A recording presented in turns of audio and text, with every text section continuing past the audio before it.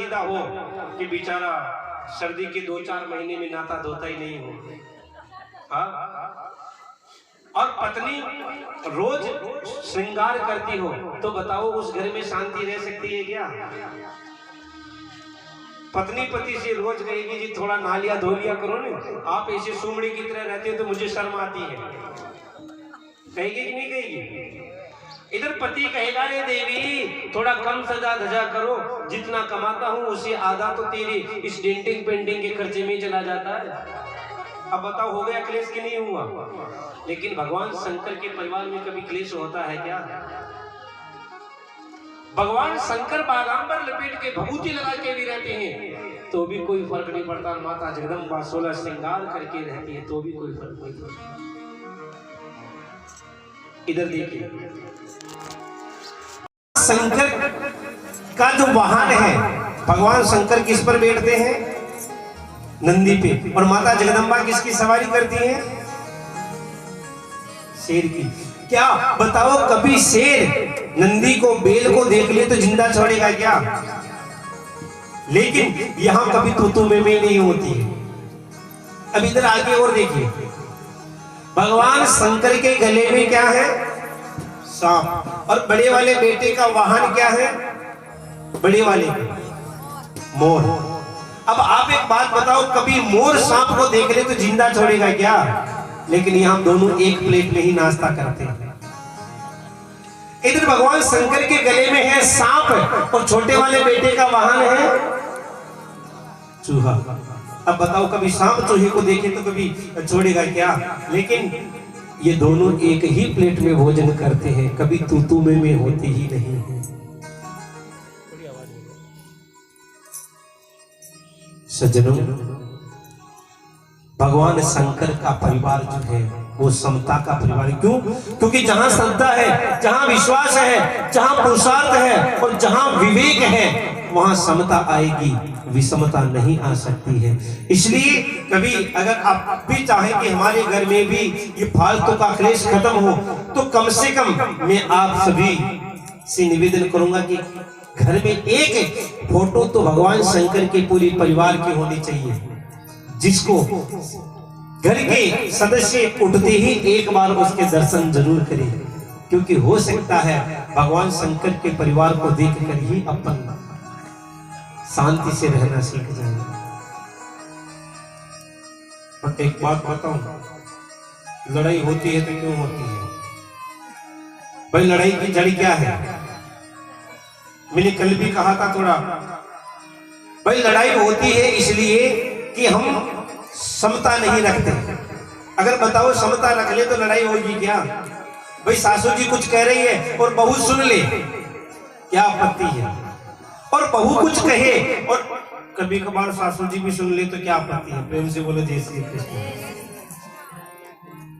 एक बात बताऊं, मेरे पास एक ऐसा मंत्र है, उस मंत्र को जपने से घर में कभी लड़ाई नहीं होती है, नहीं होती। आप चाहो तो बता दूं? बताऊं? ठीक है, ध्यान रखना, लेकिन फिर उस मंत्र को भूलना मत कभी भी। एक बार एक गांव था, एक गांव में एक बूढ़ी अम्मा रहती थी, बूढ़ी माँ। अब वो बूढ़ी माँ जो रहती थी महाराज, उसकी एक ऐसी आदत कि जब तक एक आध आदमी से वो लड़ाई ना करे तब तक उसको भोजन पचने की बात तो दूर की महाराज, उसको भूख ही नहीं लगती थी।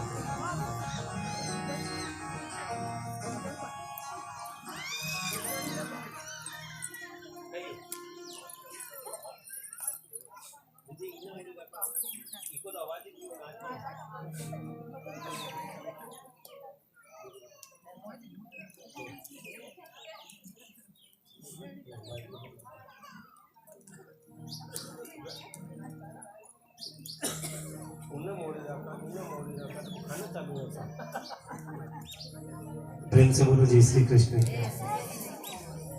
सज्जनों, बूढ़ी अम्मा के आदत की जब तक एक आध आदमी से लड़ाई ना करे तो महाराज रोटी पचने की बात तो दूर, भूख ही नहीं लगती। गांव वाले सब परेशान। गांव वालों ने सोचा नहीं कोई कहाँ जा रहा है, कोई कहाँ जा रहा है, कोई कोई शुभ काम जा रहा है, कोई कहाँ जा रहा है। और ये बूढ़ी अम्मा रोज लड़ने आ जाती है और लड़ाई करके अपशगुन कर देती है। क्या करें? गांव वालों ने एक दिन मीटिंग बुलाई। मीटिंग बुलाकर सबने इकट्ठा होकर विचार किया कि क्या करना चाहिए। बूढ़ी अम्मा को बुलाया, कहा रे बूढ़ी अम्मा, तुझे लड़ना तो नहीं चाहिए, तू रोज लड़ने के लिए आ जाती है। बूढ़ी अम्मा ने कहा मैं भी क्या करूं, मेरी तो आदत है और जब तक मैं लड़ाई ना करूं तो मुझे भूख ही नहीं लगती है। अच्छा इसी बात है, तो एक काम करते हैं, हम आज से ओसरा बांध देते हैं। क्या बांध देते हैं? ओसरा। मतलब आज इसके घर का नंबर है लड़ाई करने का और कल उसके घर का नंबर है, ताकि जिसके घर का नंबर है वो तैयार रहेगा और बाकी गांव वाले तो शांति से रहेंगे ना। बूढ़ी माँ ने कहा महाराज मुझे क्या फर्क पड़ता, तुम किसी से लड़वाओ, मुझे तो लड़ना है बस। ठीक है, गांव में ओसरा बन गया। आज इसके घर का नंबर है तो घर वाले भी एक दिन पहले तैयार हो जाते, कल लड़ाई करनी है। और बूढ़ी अम्मा उनके घर चली जाती और उनके घर रोज लड़के, वो पूरे दिन लड़के फिर शाम को घर आती, कल अगले दिन अगले घर का नंबर। ऐसे करते करते कई दिन बीत गए।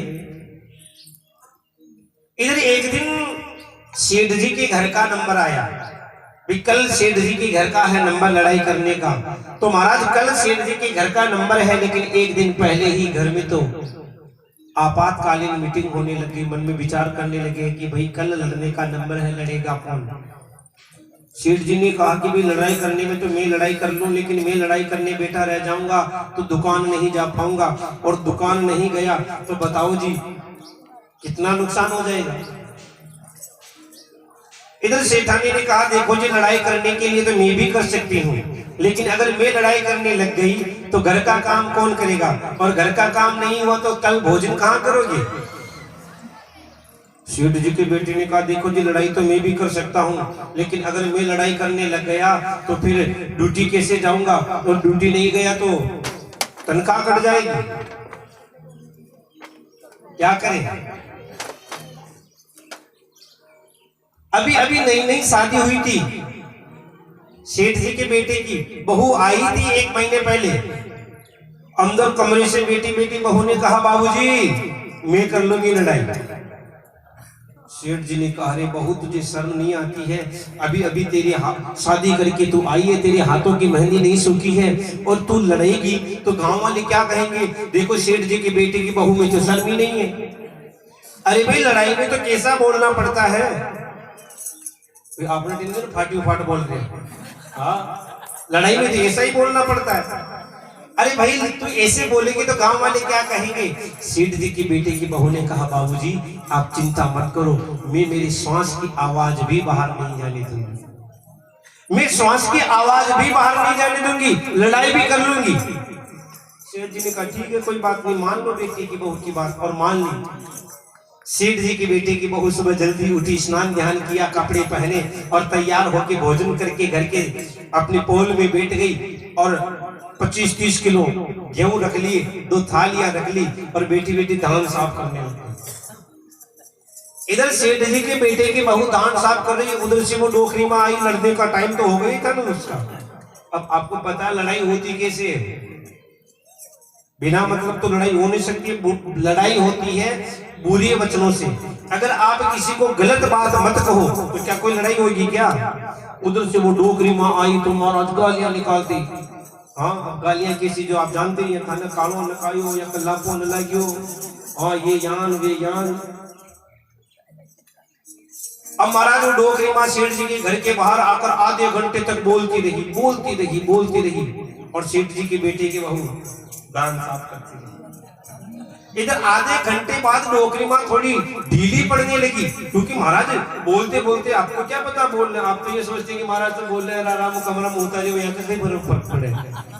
लेकिन महाराज जो बोलता है ना उसको पता चलता है। हकीकत कह रहा हूँ, ये तो ठाकुर जी की कृपा के 10-15 साल हो गए कथा कहते कहते, वरना पहले शुरू में जब नई कथा करना सीखे ही थे, और पहले कथा भी इतनी नहीं होती, साल में 2-5 कथाएं होती थी, महीने 2 महीने में एक कथा।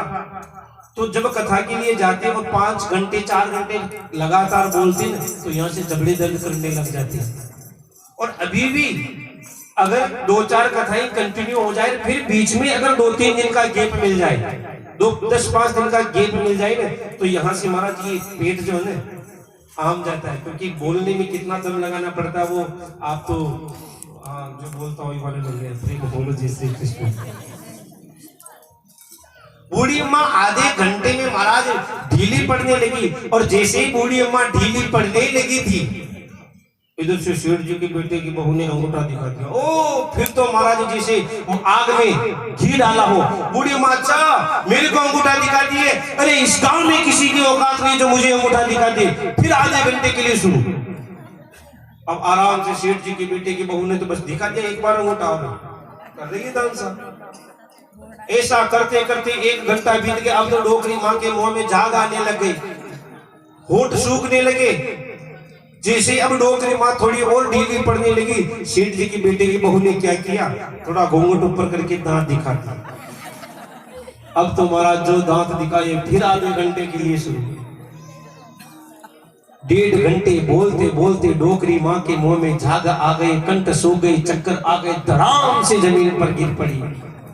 जैसे ही डोकरी माँ नीचे गिरी, सेठ जी की बेटे की बहू दौड़कर डोकरी माँ को उठाकर अपनी पोल में लाई, पानी का छिड़काव किया, पंखे से हवा की, थोड़ा पानी पिलाया। 10 मिनट बाद जब डोकरी माँ को होश आया तो 2 घूंट पानी और पिलाया। पूछा, माँ कैसी हो? बेटा ठीक हूं मैं तो। फिर थोड़ी देर में पानी पिलाया, कहा माँ अब कैसी हो? बेटा अब बिल्कुल ठीक हूँ। एक बात बता, मैं ये गांव वालों से लड़ती थोड़ी हूँ। तो अरे ये गांव वाले मुझसे लड़ते हैं, मैं इनसे नहीं लड़ती। बेटा एक बात बता, आज में तूने मेरे से लड़ाई नहीं की तो बता मैंने तेरे से लड़ाई की क्या? बेटे की बहू ने, सेठ जी के बेटे की बहू ने कहा, ना नहीं की माँ आपने तो। अरे बेटी मैं थोड़ी लड़ाई करती हूँ, ये गाँव वाले मुझसे लड़ते हैं। बेटी एक थाली और ला, मैं भी धान साफ करवा दूं। और पूरे दिन बेटी रह के डोकरी माँ धान साफ करवा दी। अब तो सेठ जी की बेटे की बहू ने जो किया, पूरे गांव वाले वही करने लग गए, और डोकरी माँ की दुकान ही बंद कर दी। डोकरी माँ लड़ना ही भूल गई। प्रेम से बोलो जय श्री कृष्ण। मंत्र आया समझ में कि नहीं आया? क्या मंत्र है? अरे भाई सासू जी अगर कुछ कह रहे हो तो कोई बात नहीं, थोड़ी देर सुन लो ना। लोग तो कहते हैं इस कान से सुन के इस कान निकाल दो, निकालनी नहीं है। अगर इस कान से सुन के इस कान से निकाल दी तो डबल लड़ाई हो जाएगी। प्रेम से बोलो जय श्री कृष्ण। हाँ तुम्हारी होना ही नहीं करे। नहीं अंगूठा वगैरह कुछ नहीं दिखाना, आप तो केवल इतना ध्यान रखना है कि अगर सासू माँ कुछ कह भी रही हो तो थोड़ी देर बहू शांत रह लो। और बहू अगर कभी तेज आ भी जाए और बहू कुछ कह रही हो तो सासू माँ शांत रहने क्या आपत्ति है? अरे घर में झगड़ा होगा ही नहीं। कल मैंने भी कहा था कि सासू जी कुछ कहती भी है तो अपने भलाई के लिए ही तो कहती है। इसलिए सज्जनों, भगवान शंकर के परिवार में कभी तू मैं होती ही नहीं। इधर राजर्षि परीक्षित ने भगवान शंकर से पूछा, गुरुदेव, भगवान सुखदेव से पूछते हैं कि हे गुरुदेव, आपने महाराज उत्तान, महाराज मनु की जो 3 पुत्रियां हैं, बेटियां हैं, उनका वंश वर्णन किया, बड़ा अच्छा लगा, लेकिन उनके 2 बेटे भी तो हैं। आप उनके बेटों के बारे में बताइए। भगवान सुखदेव कहते हैं, राजन, महाराज स्वयंभू जो मनु है उनके 5 संतान हुई थी। कल सुना हो ध्यान से तो और सुन लो। महाराज मनु के 5 संतान हुई थी, 3 बेटे, 3 बेटियां और 2 बेटे हुए थे। जो 3 बेटियां हुई थी आकृति, देवहूति और प्रसूति, और जो 2 बेटे हुए उत्तानपाद और दूसरे का नाम था प्रियव्रत। बड़े वाले बेटे का नाम था उत्तानपाद। महाराज उत्तानपाद राजा थे, बड़े धर्मात्मा राजा। इनकी पत्नी का नाम था सुनीति। क्या नाम था? सुनीति। बड़े धर्मात्मा राजा है महाराज उत्तानपाद। विवाह के कई दिन बीत गए लेकिन कोई संतान नहीं हुई। महाराज उत्तानपाद ने देखा, रे मेरी कोई संतान नहीं हो रही है, बेटा बेटी नहीं हो रहा है, तो एक काम करूं ना, मैं एक शादी और कर लूं। क्योंकि पुराने जमाने में राजाओं के यहाँ बहुपत्नी नियम होता था। और राजा एक दिन कहीं बाहर गए थे भ्रमण के लिए, और किसी राज्य की राजकुमारी पसंद आ गई, और राजा ने उस राजकुमारी के साथ विवाह कर लिया। और जिस राजकुमारी से विवाह किया उसका नाम था सुरुचि। क्या नाम था? सुरुचि। सुरुचि के साथ विवाह करके जब महाराज उत्तानपाद आ रहे हैं, इधर आके देखा कि महाराज नगर में तो चारों तरफ खुशियां मनाई जा रही है, लोग खुशी मना रहे हैं, नाच रही है, पूरे नगर को दुल्हन की तरह सजा रखा है। महाराज उत्तानपाद ने देखा, रे भाई नगर को क्या पता कि मैं विवाह करके आ रहा हूं, मैं तो अकस्मात ही विवाह करके आया, इन लोगों को कैसे पता चला? किसी से बुलाकर पूछा, भैया तुम इतनी खुशियां क्यों मना रहे हो? नगरवासी ने कहा, महाराज आपको पता नहीं है, अभी अभी रनिवास से सूचना आई है कि आप पिता बनने वाले हैं और हमें राजकुमार मिलने वाला है। क्योंकि ये सूचना तो प्राय 1 महीने बाद ही पता चलती है ना जी। और राजा को आज पता चली कि मैं पिता बनने वाला हूं। कब? जब दूसरी शादी करके आ गया। राजा ने देखा कोई बात नहीं है, रख लेंगे दोनों को। लेकिन जो दूसरी रानी थी सुरुचि, जैसे ही महल में आई, आकर पूछा कि ये कौन है? राजा ने कहा, ये मेरी पहले वाली पत्नी, नाम है सुनीति। सुरुचि ने कह दिया कि या तो इसको रख लो या मुझे रख लो। और आज राजा उस सुरुचि के इस गोरी चमड़ी में इतना आकृष्ट हो गया कि अपनी बड़ी वाली रानी को मानो देह त्याग दे दिया। ठीक है, राजा रहे होंगे, बाबूजी बुरो न मानो तो एक बात क्यों आची बात मानो इन्हें पूरी बजा नाखवा गया आपने पीनी तो उन्हें छाने जा हाँ भाई, कथा पांडाल में आप हम सब बैठे हैं तो कम से कम इन व्यसनों का तो त्याग करें। मैं आपको पानी पीने के लिए, उठने के लिए, इस चीज के लिए मैं कभी बाध्य नहीं करूंगा कि आप पानी मत पीजिए, उठिए मत, बैठिए मत, नहीं, आराम से जहां जाना जा सकते हैं, उठ सकते हैं। लेकिन कम से कम 2-4 घंटे तो इसका त्याग कर दीजिए तो थोड़ा अच्छा रहेगा। प्रेम से बोलो जय श्री कृष्ण। बुरा मत मानना, लेकिन अच्छी बात मत मानना। सज्जनों,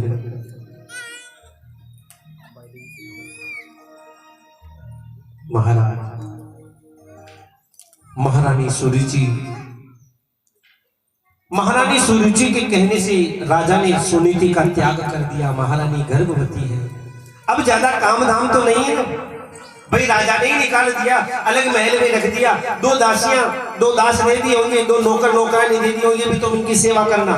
लेकिन ध्यान रख के सुनना मेरी माताएं, जिस स्त्री का, जिस औरत का पति अगर उसकी इज्जत नहीं करता, जिस स्त्री का पति अगर सम्मान नहीं करता, तो दुनिया में कोई उसका सम्मान नहीं करेगा। भले ही दास राशि दे भी दिए, लेकिन वो दास राशि भी तो क्यों सम्मान करे। महारानी सुनीति को कोई काम धाम रहा नहीं, वो कुछ काम धाम तो था नहीं। सुबह स्नान ध्यान किया, पास में ही गांव के बाहर संतों का आश्रम था, ब्राह्मणों की कुटिया थी, वहां जाती, ब्राह्मणों की कुटिया में झाड़ू बुहारी कर देती और बैठकर संतों के चरणों में, ब्राह्मणों के चरणों में बैठकर सत्संग सुनती। जो प्रसाद मिल जाता उसे पा लेती और शाम को घर आ जाती। धीरे धीरे धीरे धीरे समय बीतता गया और महारानी ने एक सुंदर से बालक को जन्म दिया और जिसका नाम रखा गया, क्या नाम रखा? ध्रुव। बालक का क्या नाम रखा जी? ध्रुव। और कुछ दिन बाद बालक धीरे धीरे बड़ा होने लगा। अब भी तो महारानी के पास कोई काम धाम नहीं था। सुबह खुद स्नान करती, बालक को स्नान करवाती, बालक का श्रृंगार करती और बालक को लेकर खुद चली जाती। कहाँ? संतों के आश्रम में। और आश्रम में जाकर खुद सत्संग सुनती और नन्हे से बालक ध्रुव को भी सत्संग सुनाती। और ध्यान से सुनेगा मेरी माताएं, बालक, छोटे बालक जो होते हैं ना, छोटे बच्चों को जैसा आप सिखाओगे,